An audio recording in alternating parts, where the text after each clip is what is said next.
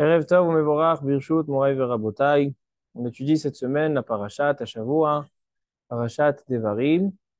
Et étant donné que dans la semaine qui suit tombera le jour de Tisha B'Av, alors donc on va essayer de rattacher notre Parashat à Tisha B'Av. Non seulement ça, nous allons également parler de la Haftara de ce Shabbat, une Haftara qui va offrir le nom de ce Shabbat qui s'appelle Shabbat Chazon, au nom de la Haftara, Chazon Yeshayahu ben Amot, Asher Chaza al Yerushalayim. Yeshayahu, un prophète qui a, lui et le prophète Yirmiya, sont deux prophètes qui ont eu les prophéties de la destruction du temple. Ils étaient dans la période qui a précédé la destruction du temple, du premier temple. Et donc, c'est eux qui ont averti le peuple, qui ont essayé de faire teshuva au peuple. Et ils n'ont pas réussi dans leur mission à cette époque-là, mais aujourd'hui, on reste avec leurs enseignements.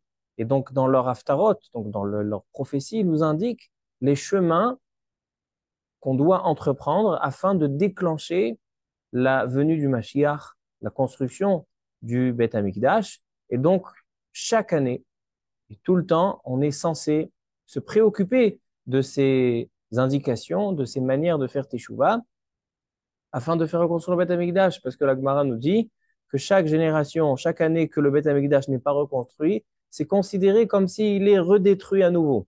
Pourquoi?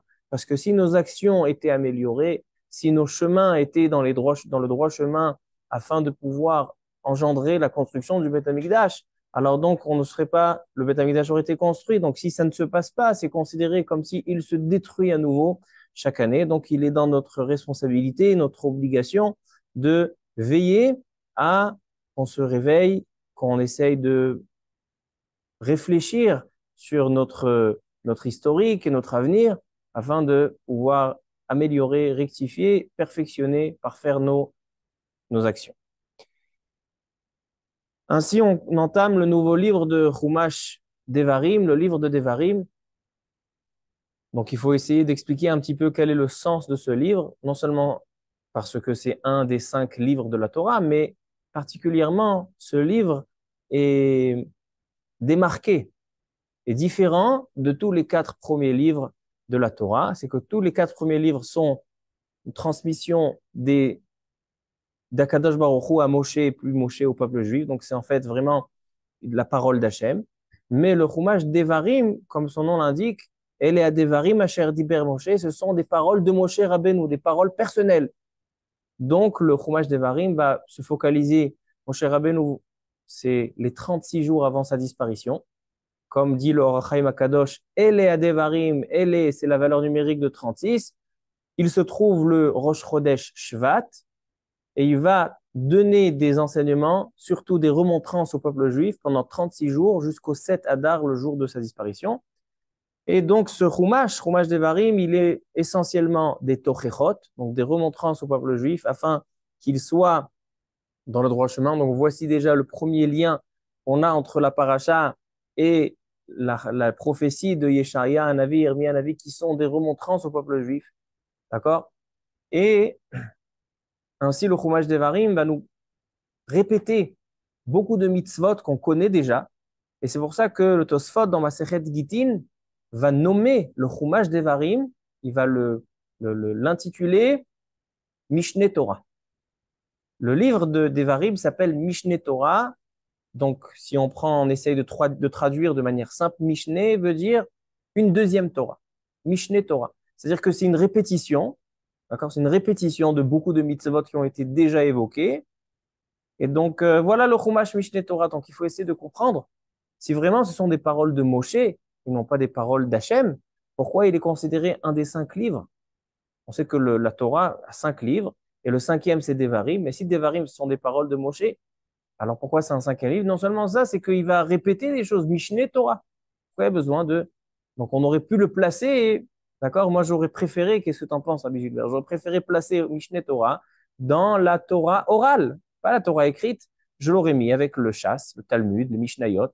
J'aurais mis la Masechet Moshe Rabbeinu, c'est Masechet Devarim, parce que ce sont ses paroles à lui. Ce sont des paroles personnelles, des remontrances, des conseils, des consignes qui va, Moshe Rabbeinu, il va faire au peuple juif.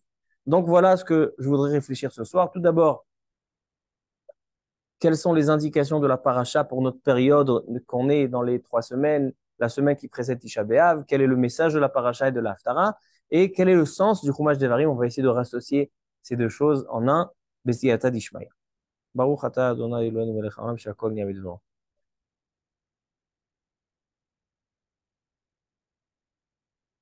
Nous dit la Torah. Notre paracha contient 3 chapitres. Aleph, Bet et Gimel. Nous commence la paracha en disant Ele adevarim asher diber Moshe el kol Israël be'ever hayarden. Donc voici les paroles devarim. Le terme devarim, il vient du langage de Torichot. On sait que dibour, c'est un dibour caché, c'est-à-dire ce sont des remontrances. Be'ever hayarden, bamidbar. Donc c'était de l'autre côté de la rive du Jourdain, donc parce que Moshe Rabbeinu n'est pas entré en Eretz Israël. Et là, nous dit la Torah où c'était. C'était Bamidbar, Ba'arava, Molsouf, Ben Paran ou Ben Tofel, Velavan, Vachatzerot, Vedizahav, Achad Ansar Yom, Mechorev, Derech Har Seir, Ad Kadesh Barnea. Je ne pense pas qu'il y ait un endroit dans la Torah où la Torah nous détaille dans cette précision exactement le lieu. C'était derrière le Jourdain, Bamidbar, Ba'arava, Molsouf. Donc Rashi tout de suite se pose la question et venez on regarde Rashi au début de la paracha, Perek Aleph, Pasuk Aleph. Ele adevarim, les fiches shehem divrei tochachot. Pourquoi ça s'appelle devarim? Le terme dibour, c'est dibour caché, c'est des remontrances. Et donc voici les remontrances qu'a fait Moshe Rabbeinu. Manakan kol hamekomot shechisu lifnei hamakom. Et tu sais en fait tous les endroits qui sont mentionnés, tous les lieux qu'on vient de citer, c'est pas le lieu où Moshe Rabbeinu où il a, c'est vrai, ça c'est le pshat. Mais pourquoi on a tellement précisé? Il dit ce sont des remazim, c'est-à-dire ce sont des indices, des endroits que les béné Israël ont fautés durant les 40 ans dans le désert. Manakan kol hamekomot shechisu lifnei hamakom bahem, qui ont mis en colère Hachem. Lefikach, Satam et Adevarim ve'ezkiram beremez, mipnei kvodam shel Israël. Étant donné que Moshe Rabbeinu, la Torah, a voulu préserver le respect et l'honneur des béné Israël, la Torah n'a pas voulu réciter de manière explicite. Les béné Israël ont fauté ici sur ça et ça. Ils ont fauté ici sur ça et ça. Donc, la Torah l'a ramené beremez, donc de manière d'indice. El kol Israël, je saute sur Rashi, et on va au premier lieu, c'est Bamidbar. D'accord? Le prochain Rashi, c'est Bamidbar. Là, vous l'avez? Bamidbar. Lo Bamidbar ayou. Dit Rashi, c'était même pas le lieu où ils se trouvaient. Ils n'étaient pas dans le Midbar quand Moshe Rabbeinu les a quittés. L'autre côté de la rive du Jourdain, c'est Be'arvot Moav. Ça s'appelle un endroit qui c'est Arvot Moav. C'est pas Bamidbar. Ela Maou Bamidbar. Ela Bishvil Mashech Isuhu Bamidbar.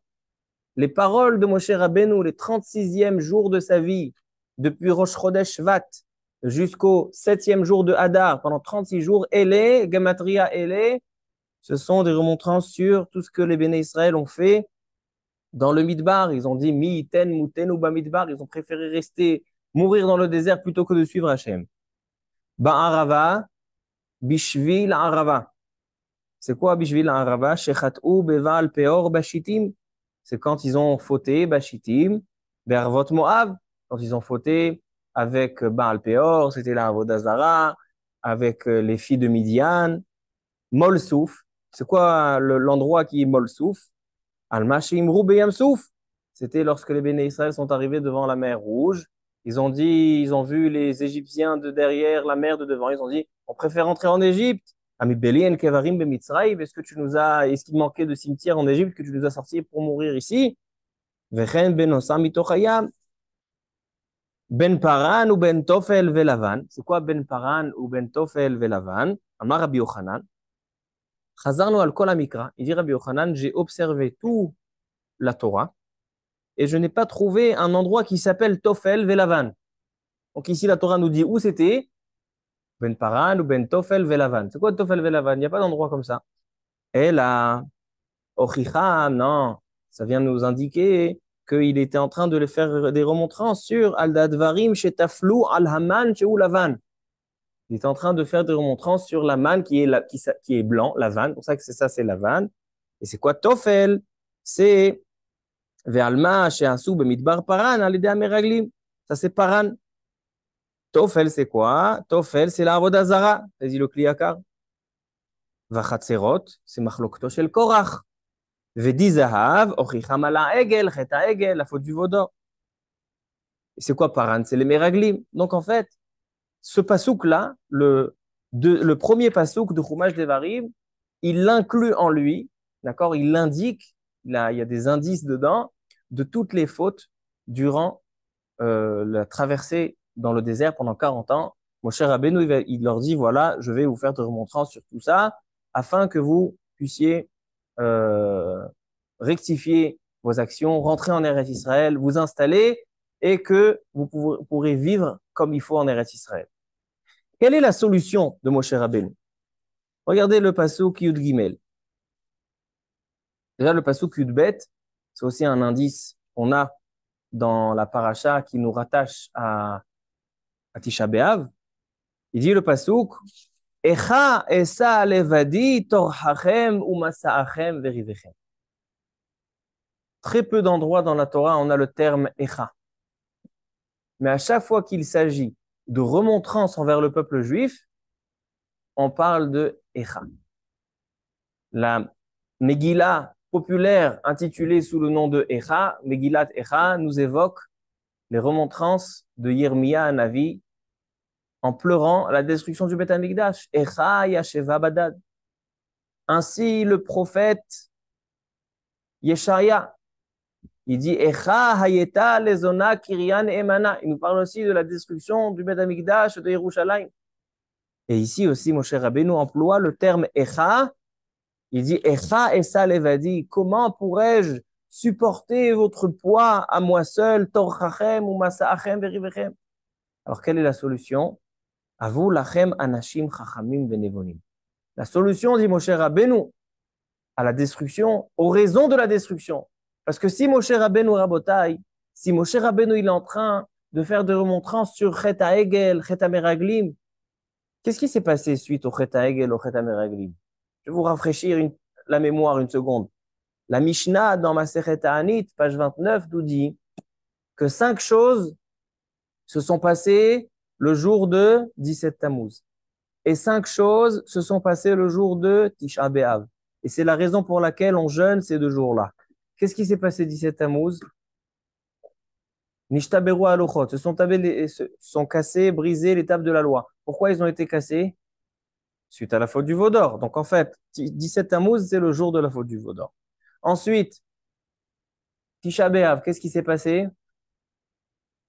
Nigzar alavotenu shelo yikantzul ares, qui ne rentreront pas, ceux du désert, ne sont pas rentrés en Eretz Israël, seulement leurs enfants. Pourquoi? Suite à la faute des Meraglim. Et suite à la faute des Meraglim, qu'est-ce qui s'est passé? C'était le soir du 9 Av, et il a dit, vous avez pleuré un pleur gratuit, en vain, chinam, bechiyaj chinam, moi je vais vous fixer. Donc en fait, les racines de 17 Tammuz et du 9 Av sont dans la faute de Egel, la faute du veau d'or et la faute des Meragelim.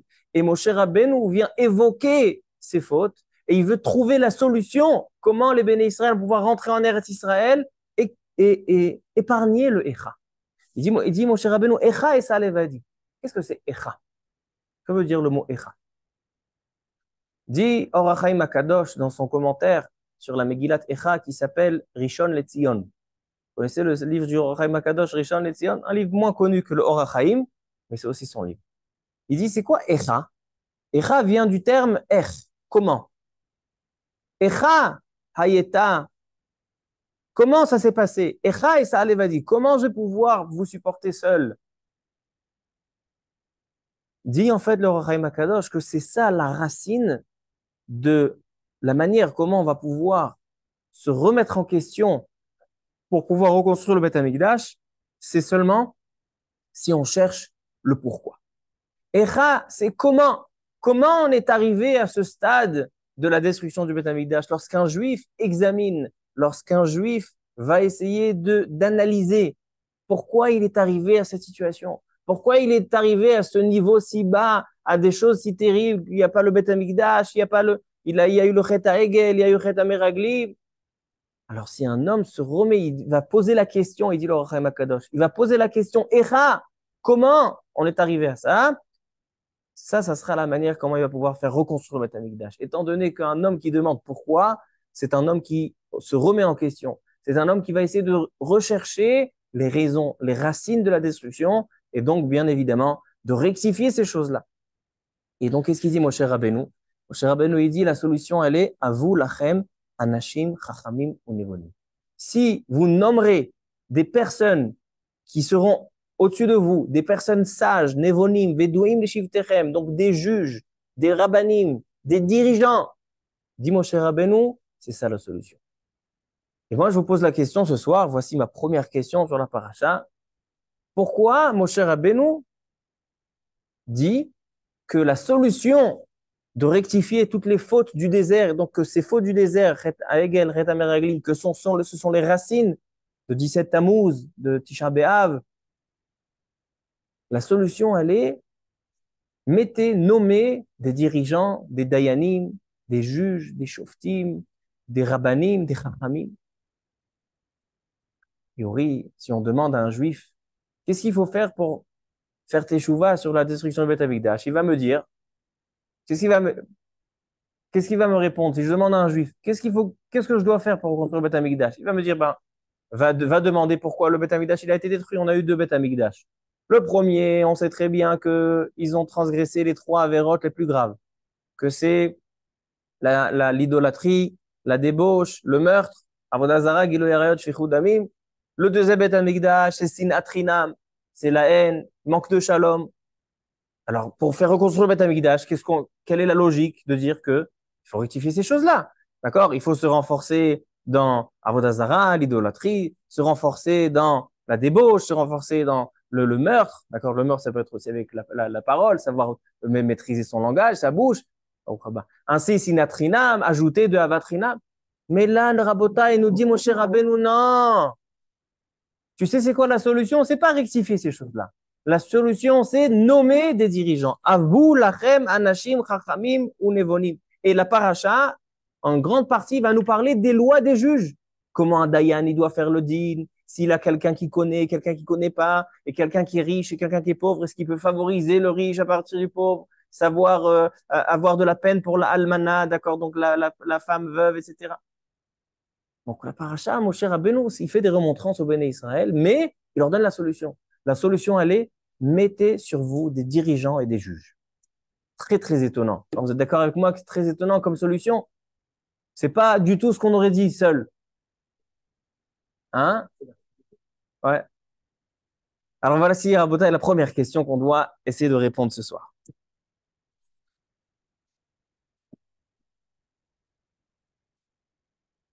Maintenant, Rabotai, qu'on a posé la question sur la paracha, voyons la Haftara de cette semaine. Donc, je vous invite à ouvrir la Haftara. Chazon Yeshayahu ben Amotz. Asher Chazal Yehuda Verushalayim bime Uziyahu Yotam Achaz Echizkiyahu Malchei Yehuda. Shim'u Shamayim Ve'ha'azini Eretz. Yeshaya Hanavi s'adresse au ciel et à la terre. De la même manière que Moshe Rabbeinu, lorsque, à la fin du Chumash Devarim, il va terminer ses remontrances, il va s'adresser aussi à la terre et au ciel. On voit ça. Parashat Ha'azinu. C'est quoi la Parashat Ha'azinu? Ha'azinu Hashamayim Va'adabera. Ve'tishma ha'aretz. Donc Moshe Rabbeinu s'adresse au ciel et à la terre. Le Midrashim, tout le monde pose la question, la Gemara. Pourquoi Moshe Rabbeinu il dit Ha'azinu Hashamayim? Le terme les ha'azin, le ciel, ve'tishma ha'aretz, et écoute la terre. Donc d'abord il parle du ciel. Ha'azinu Hashamayim va'adabera ve'tishma ha'aretz. Et ici, il dit Yeshaya, Shim'u Shamayim, donc le terme Shmi'a, il va l'employer dans le ciel, et Azinu, c'est dans le Eretz. Inversement de Moshe Rabbeinu. Moshe Rabbeinu, le terme Azinu, il a dit dans le Shamayim, et le terme Shmi'a, l'écoute, il a employé sur la terre, et Yesharia Hanavi, c'est l'inverse. On ne va pas rentrer dans ça, mais c'est une question. Qu'est-ce qu'il dit Yesharia Hanavi dans sa prophétie? Qui Hachem diber. Qu'a dit Hachem? Banim gidalti veromamti vehem pash'ubi. Il dit à Kadosh Baruch Hu, des enfants que j'ai gâtés, que j'ai fait grandir, que j'ai élevés, que j'ai honorés, banim gidalti veromamti vehem pash'ubi. Et ils m'ont complètement trahi. Yada shor konehu. Le shor connaît qui c'est son maître. Vahamor evus be'alav. Ainsi, l'âne sait exactement où est l'endroit que son maître lui place sa nourriture. Israël loyada. Par contre, le peuple juif ne sait pas reconnaître qui est celui qui les a accompagnés, qui est celui qui les a nourris, qui les a fait ami loït bonan. Mon peuple n'observe pas. Et Rabotai, c'est une prophétie très dure qui va vraiment faire des grandes remontrances au peuple juif. Mais je voudrais prendre la phrase positive dans cette névoie, dans cette prophétie. Regardez dans le passouk Kav Zaïn, ou passouk Kavav plus exactement.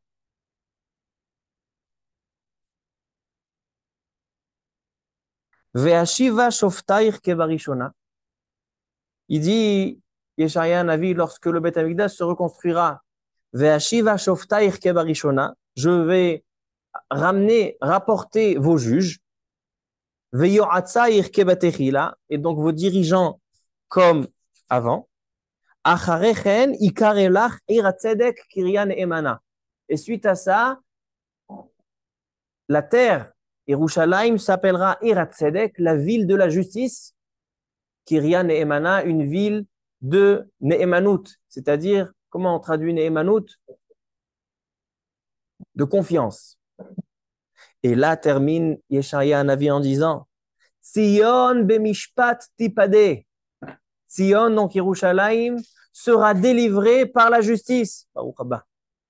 Veshaveha bitzdaka. Et comment reviendront ceux qui sont exilés? Veshavu banim ligrulam bitzdaka. Rabotai, c'est quelque chose de magnifique. Yesharia Hanavi nous donne la clé, l'élément qui va déclencher la délivrance. C'est la justice. Tzion bemishpat tipade veshaveh bitzdaka. Il dit Asheva shoftaich kebarishona. Ainsi, Rabotai, la Gemara dans Megillah nous dit qu'une des bénédictions qu'on cite dans la Tfila, tous les jours, 3 fois par jour, on a une bracha qui est Ashiva shofetenu kebarishona veyoatzenu kebatechila. C'est une phrase fondée sur cette haftara de Yesharia Hanavi qui dit que Akadosh Baruch Hu, quand viendra la Géoula, il va ramener les juges. Et il dit le prophète Yesharia, il dit comment Tzion sera délivré, comment Yerushalayim sera délivré? Bemishpat tipade, avec la justice. Ça correspond exactement à ce qu'il dit Moshe Rabbeinu. Moshe Rabbeinu, il dit au peuple juif, je vous fais des remontrances sur la faute du veau d'or, la faute des Meraglim, qui sont la racine de la destruction du Beth Amikdash. Et quelle est la solution? Mettez sur vous des juges, à vous lachem anashim nevonim chachamim.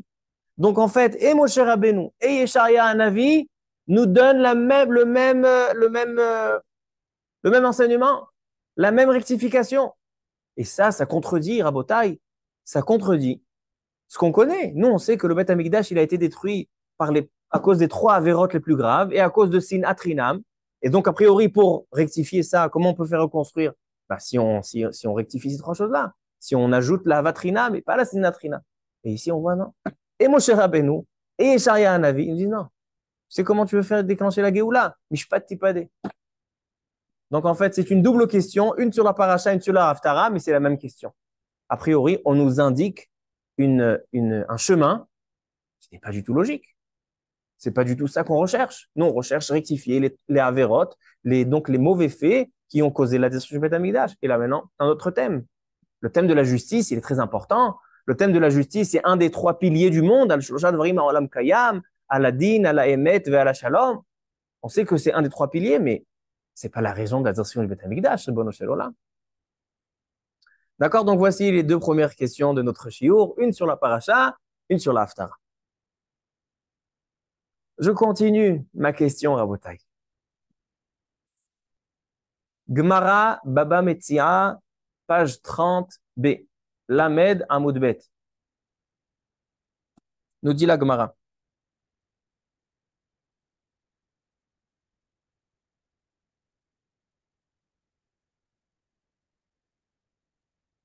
Il y a marqué dans le pasuk Ve'odarta lahem et derech asher yelechuba ve'et ha'maaseh asher ya'asun. Dis à Kadosh Baruch Hu, tu leur enseigneras le chemin lequel ils devront entreprendre et les actions qu'ils devront agir. De quoi s'agit-il? Nous dit la Braïta. Et derech asher yelechuba ze bikur cholim. C'est la mitzvah de visiter les malades. Ve'et ha'maaseh. C'est quoi ve'et ha'maaseh? C'est le din. Din, c'est la justice. Asher ya'asun, qu'ils feront, c'est l'ifni mishurat hadin. C'est quoi l'ifni mishurat hadin? Par exemple, un homme qui a eu un conflit avec son prochain, il est allé devant le tribunal rabbinique. Le tribunal rabbinique, il lui dit, toi, tu dois payer. Et l'autre, il va dire, écoute, je sais que tu dois me payer, ne me paye pas. Malgré que le din est que tu dois me payer, je te pardonne. C'est l'ifni mishurat hadin. Donc, elle dit la Gemara, ve'et ha'maaseh asher ya'asun, ve'et ha'maaseh ze hadin, asher ya'asun ze l'ifni mishurat hadin.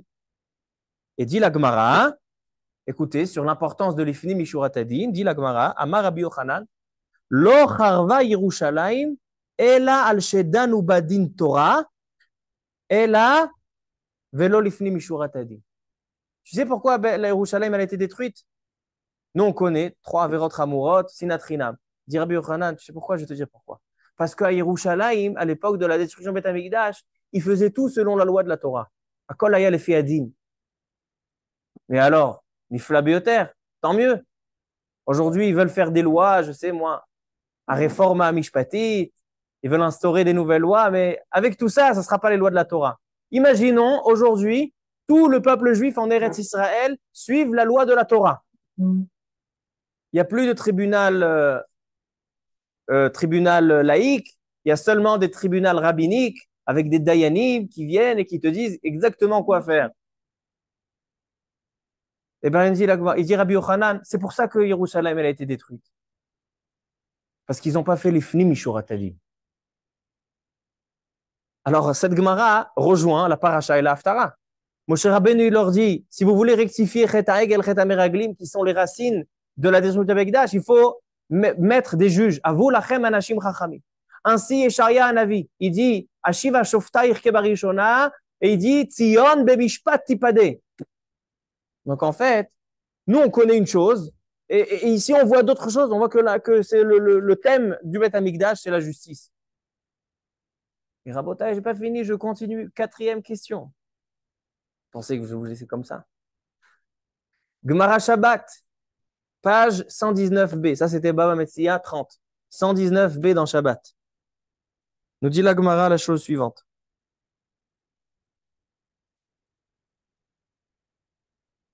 Amar Rabbi Shimon bar Abba, Amar Rabbi Chanina. Lo charva Yerushalayim, ela bishvil shelo ochichu ze et ze. Rabbi Chanina, il dit, tu sais pourquoi Yerushalayim a été détruite? Parce que les gens ne faisaient pas de remontrance les uns aux autres. Aujourd'hui, si quelqu'un nous fait une remontrance, on lui dit, pour qui tu te prends, toi? Eh ben, c'est la raison de la destruction du Beth Amikdash. Lo ochichu ze et ze. Alors, je ne comprends pas. Pourquoi il a été détruit, le Beth Amikdash? On a encore une stira dans la Gemara. Baba Metzi Alamed, Shabbat Koufiyutet. Et je continue, Rabotai. Dans la même page, dans Shabbat Koufiyutet, il y a encore d'autres raisons. Pourquoi Yerushalayim a été détruite? Amar Rabbi Yehuda. Lo charva Yerushalayim, ela bishvil shebizu batalmidei hachamim. C'est pourquoi Yerushalayim a été détruite? Parce qu'ils ne respectaient pas les rabbanim. Donc, je ne comprends plus rien. Pourquoi Yerushalayim a été détruite? Encore une Gemara. Amarava. D'accord? Donc, on a Rabbi Hanina, Rabbi Yehuda, et maintenant Rava. Amarava. Lo charva Yerushalayim ela bishvil shepasku mimena anshe amana. C'est pourquoi Yerushalayim a été détruite? Parce que les gens de confiance ont cessé d'exister à Yerushalayim. Alors, à Botaï, je ne comprends plus rien. L'homme est vide. Nous, on sait que le Beth Amikdash, il a été détruit par les trois Averot Hamurot, le premier Beth Amikdash. Et le deuxième, Sinat Hinam. Et ici, on nous parle d'autre chose. On nous parle de la Gemara Baba Metzia, page 30, nous dit à cause du Lifni Mishuratadin. C'est même pas la justice, c'est au-dessus de la justice. La Gemara dans Shabbat, elle nous dit trois autres explications, ou bien parce que l'or, il ne faisait pas de remontrance les uns aux autres, ou bien parce qu'il négligeait, il n'attachait pas assez d'importance au Talmidei Chachamim, ou bien parce qu'il n'y avait pas d'homme de confiance, donc je ne comprends plus rien. Et Moshe Rabbeinu et Yesharia Hanavi te disent, tu sais c'est quoi la clé de la délivrance? Qu'est-ce qui va faire venir le Mashiach Bet Hamikdash? Avu lachem anashim hachamim unvonim. Mettez des personnes, des dirigeants et des juges. Et Yesharia Hanavi te dit, Tzion bemishpat tipade. Voilà ce que j'ai envie de répondre aujourd'hui. Ça, c'est la question principale de notre shiur. Et comme j'ai dit tout à l'heure, la deuxième question principale de notre shiur, c'est que le Chumash Devarim, il est très intriguant. A priori, Chumash Devarim, moi, je l'aurais placé dans le chasse. C'est quoi la première Masechet du chasse? Masechet Brachot. Alors avant Masechet Brachot, j'aurais mis Masechet Devarim. Pourquoi? Parce que c'est quoi? Qu'est-ce qui va faire la différence entre la Torah écrite et la Torah orale? C'est que la Torah écrite, c'est la parole d'Hachem. Et la Torah orale, c'est la Torah des hommes, que les hommes ont été Mechadesh. Et étant donné que Elea Devarim sont les paroles de Moshe Rabbeinu, Elea Devarim Asher Diber Moshe, et c'est pour ça qu'il dit le Ramban que dans tout Chumash Devarim, il n'y a pas Vayomer Hashem el Moshe les morts, Vaidaber Hashem el Moshe les morts. Parce qu'il n'y a pas de parole d'Hachem dans Chumash Devarim. C'est seulement la parole de Moshe. Et non seulement ça, il dit le Ramban, que pourquoi ça s'appelle Mishneh Torah? Tosfot, dans Masechet Gittin, il dit, c'est pourquoi ça s'appelle Mishneh Torah? Parce que c'est une répétition de certaines mitzvot qu'on connaît déjà. Si vous regardez Parashat Shoftim, Parashat Kitetse, on a des mitzvot qu'on connaît déjà, qui sont déjà dans les 4 premiers livres de la Torah. Donc, Mishneh Torah, une répétition de la Torah, j'aurais dit, mets-le dans la Torah chez Béalpé, pas dans la Torah chez Bechtav. Voici les deux questions qu'on va essayer de répondre et qu'on va essayer de rassocier et rattacher l'une avec l'autre. Alors, à Botaï. J'ai vu un pirouche nifla beyoter. Déjà, sur la phrase Tzion bemishpat tipade, c'est en fait la clé de notre shiur. C'est cette phrase qui dit, Yesharia Hanavi, Tzion bemishpat tipade. Yerushalayim sera délivré. Tipade, c'est du lachon pidion, un rachat, sera racheté avec le mishpat, avec la justice. Donc, première question sur cette phrase. Comme on a dit, qu'est-ce qu'il y a de spécial, de particulier dans le mishpat, dans la justice? On a vu que ce n'est pas du tout les raisons de la destruction. Deuxièmement, c'est une question très essentielle, c'est que le mishpat, la justice, elle est entre l'homme et son prochain. D'accord? Ben Adam Lachavero. Lorsque deux individus ont des litiges, ont un conflit, ils vont chez le juge, le Dayan, pour résoudre ce problème. Donc en fait, le mishpat concerne seulement les Averot Ben Adam Lachavero. Or, quand on discute de la destruction du Beth Amikdash, on sait très bien que ce qui a détruit le Beth Amikdash, c'est aussi Ben Adam Lachavero, c'est Sinat Hinam, mais aussi Ben Adam Lamakom, Avodah Zarah, Gilui Arayot, ce sont des choses qui concernent l'homme et son créateur. Donc, quand tu me dis, Yesharia Hanavi, dans la Haftarat Chazon, tu dis Tzion bemishpat tipade, tu évoques seulement le côté Ben Adam Lachavero, entre l'homme et son prochain, mais tu n'évoques pas le côté de l'homme et son créateur. Question qui est très forte. Troisième question sur cette phrase, c'est quoi tipadé? Pidion, racheter. Est-ce que Yerushalayim, le Beth Amikdash, nous appartenait, que maintenant on va le racheter? Qu'est-ce que c'est l'ifdot? L'ifdot, pidion shvuim. Un homme qui est un homme dans notre cercle d'amis ou de famille, qui nous appartient en quelque sorte, il nous a été volé, il nous a été capturé, pris en captivité. Alors maintenant, on va donner une rançon pour le racheter, faire pidion shvuim. Mais ici, dans Yerushalayim, le Mishkan, le Beth Amikdash appartient à Hachem. Donc Hachem a repris ce qui lui appartient. C'est peut-être, ça nous a été donné en tant que picadon, en tant que garde, mais pas, ça ne nous appartient pas. C'est la maison, d'Hachem, qui beti, il dit à Kadosh Baruch Hu, qui beti bet tefila ikarel lekol ha'amim. C'est sa maison, c'est beti. Donc pourquoi Yesharia Hanavi emploie le terme tipadé, racheté, comme si ça nous appartenait avant? Et troisième question, et dernière question, c'est que Yesharia Hanavi nous parle de deux termes. Tzion bemishpat tipadé, veshaveha bitzdaka. A priori, mishpat et tzedaka, c'est la même chose. Mishpat, c'est la justice, et tzedaka, c'est tzedek, c'est aussi la justice. Pourquoi Yesharia Hanavi emploie ces deux termes?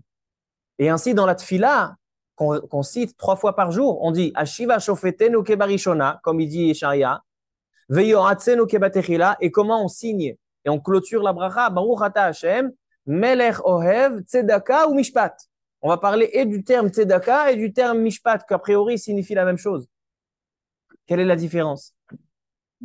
Donc, j'ai vu dans le Malbim que le Malbim, quand il vient parler du terme tzedaka et du terme mishpat, il dit que mishpat, c'est ben adam la chavero, tzedaka, c'est ben adam la makom. Quand on veut un homme dire qu'il est juste avec ses amis, alors il est ish, qui va selon le mishpat. Mais quand on parle d'un homme envers son créateur, on dit c'est un tzadik. Pas un tzadik, c'est un homme qui est juste. Ça, c'est le Malbim. Mais c'est pas le pshat. C'est pas le pshat. Tzedaka ou mishpat, les deux, c'est ben adam la chavero, pas ben adam la makom. Alors, Rabotai, venez, on donne le yesod, l'explication, qui va essayer de tenter d'expliquer tout ce qu'on vient de demander.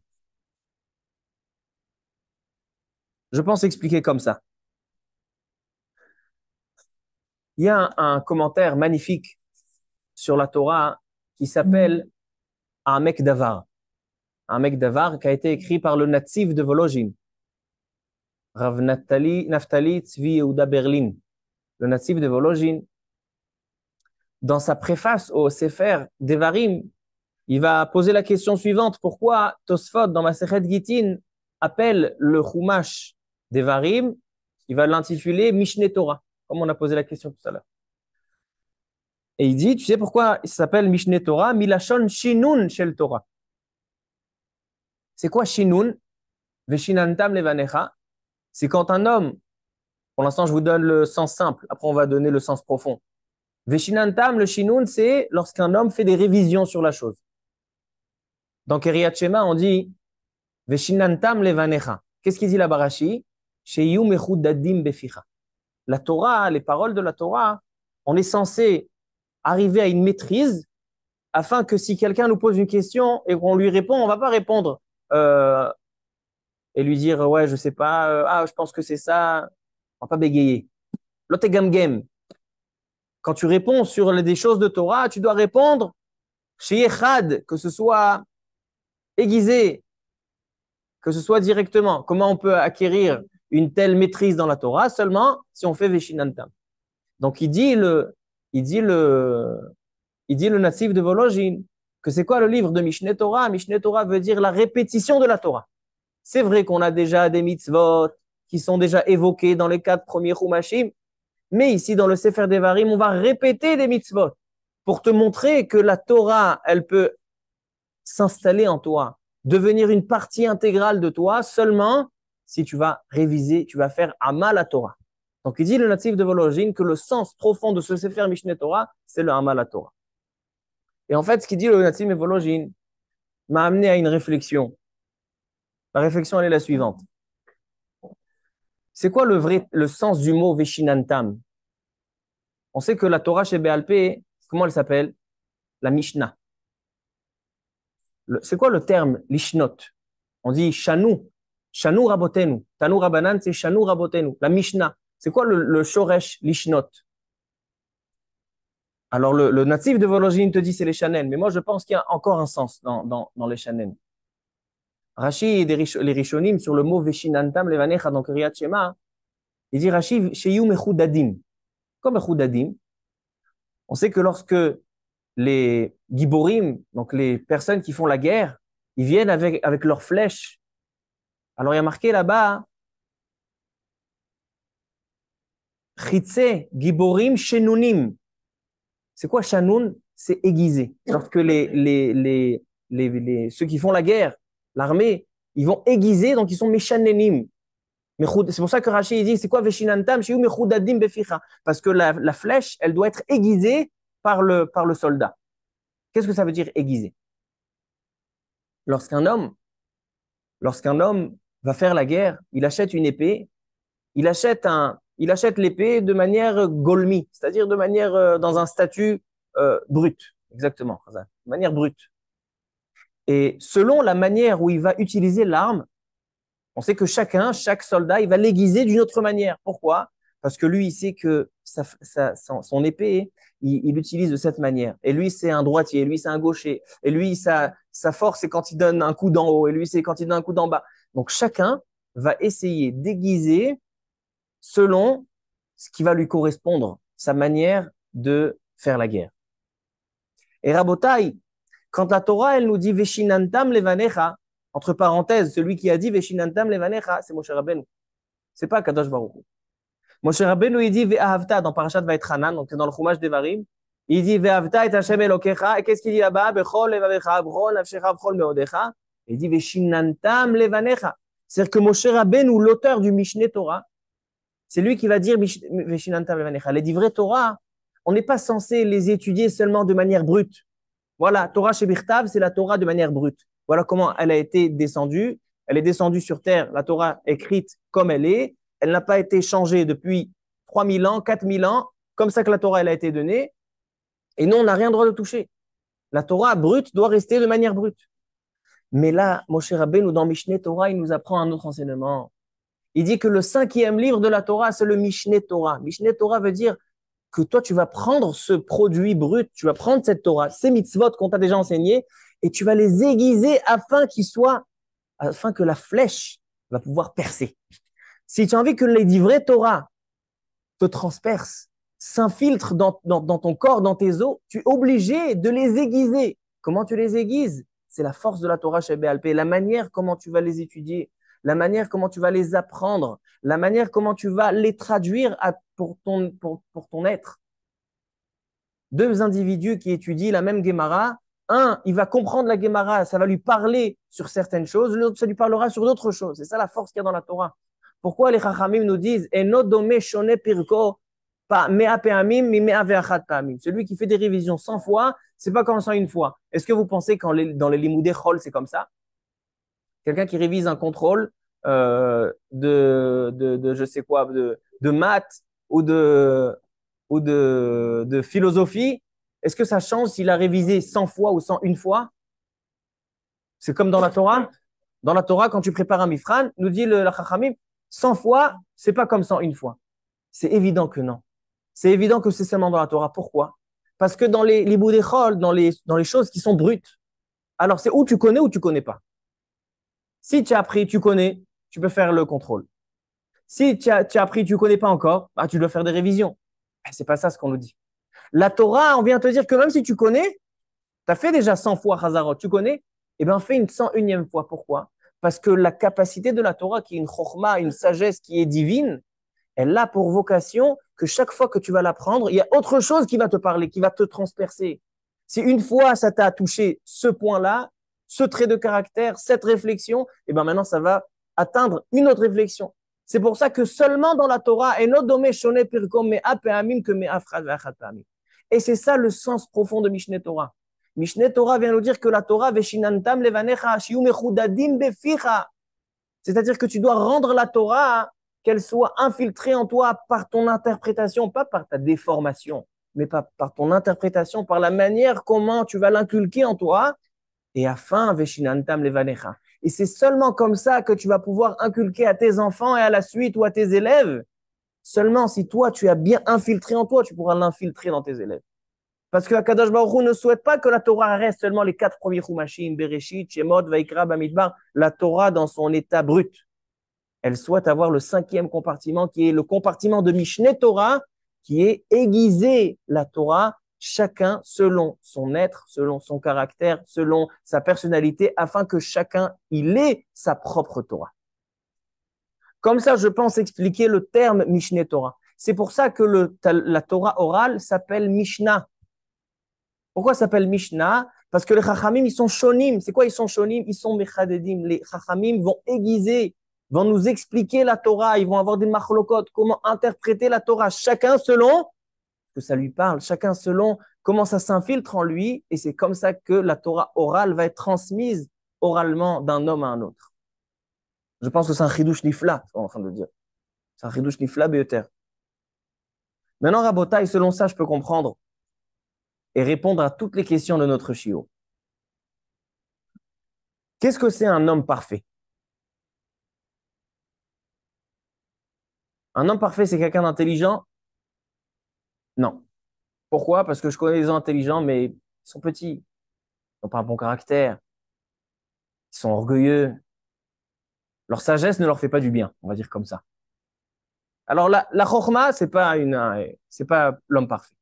La richesse, peut-être? Non plus. Il y a des personnes riches qui sont malheureux. La pauvreté non plus. Il y en a, ils veulent pas être pauvres. Quelqu'un qui a bonne santé? Alors, quel est l'homme parfait? Celui qui a toutes les choses en même temps, il est riche. Non. L'homme parfait, à mon goût, c'est un homme qui fait tout pour se parfaire. J'explique. Si un homme, dans n'importe quelle situation qui se trouve, il est toujours à l'écoute de parfaire ces choses, toujours à l'écoute de l'autre pour voir que chez l'autre aussi ce soit parfait, un homme que dans toute son essence, c'est la perfection, c'est-à-dire qu'il veut se parfaire, qu'il veut parfaire les autres, qu'il veut que le monde soit parfait, c'est un homme parfait. Le Ish Shalem, c'est celui qui recherche la Shlemut, non pas celui qui pense qu'il est Shalem. Dans ce monde-là, il n'y a pas un homme Shalem.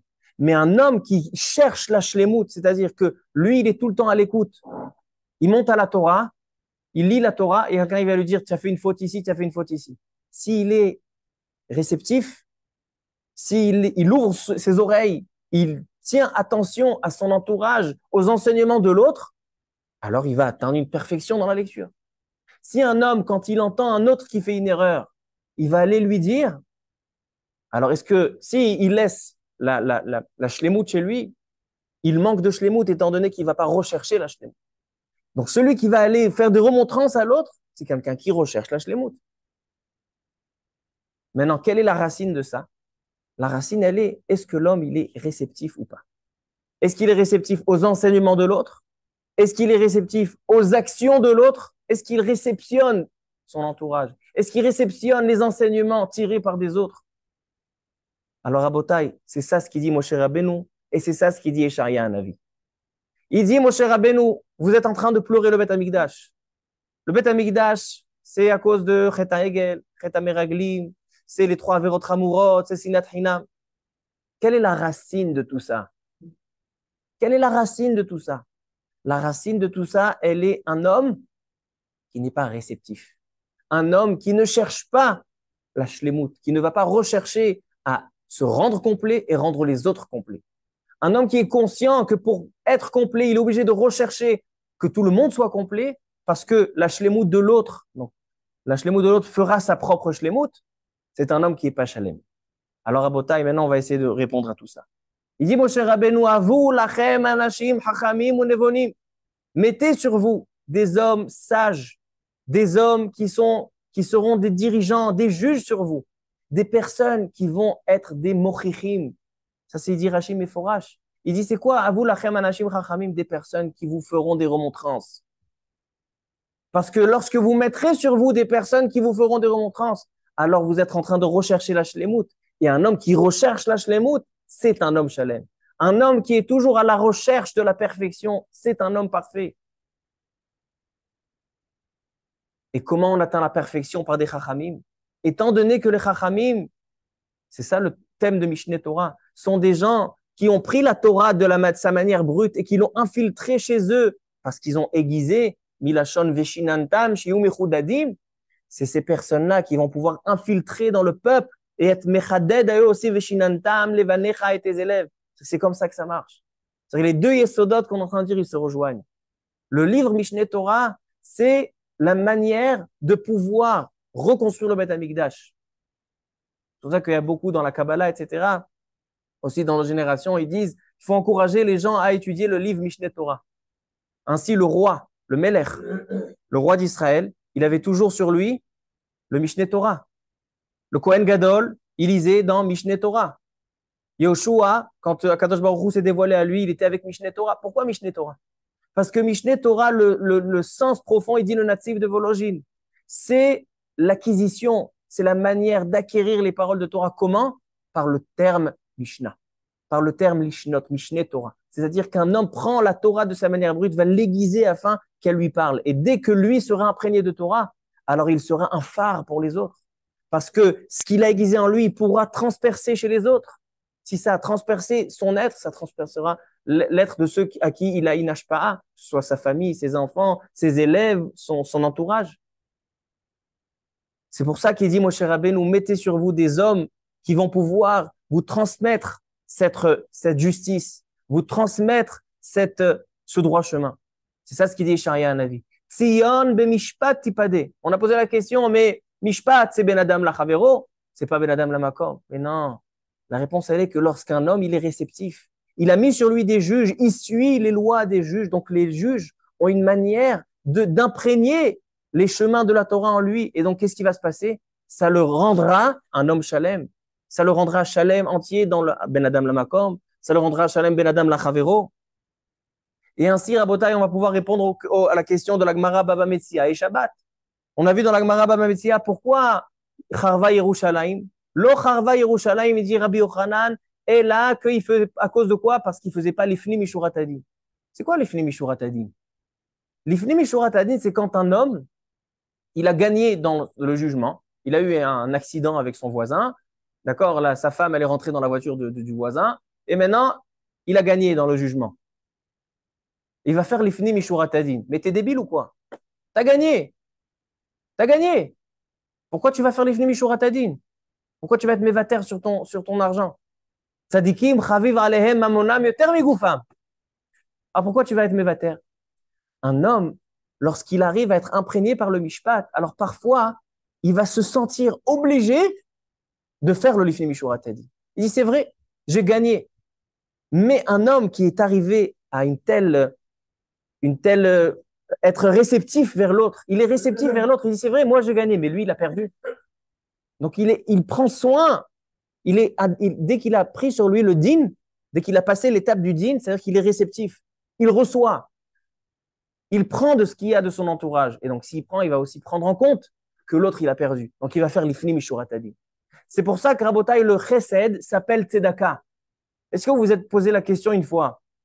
Pourquoi le chesed s'appelle tzedaka? Chesed, c'est exactement l'inverse de tzedaka. Tzedaka, c'est la justice. Chesed, c'est faire des choses que je ne suis pas obligé. Un pauvre, il vient.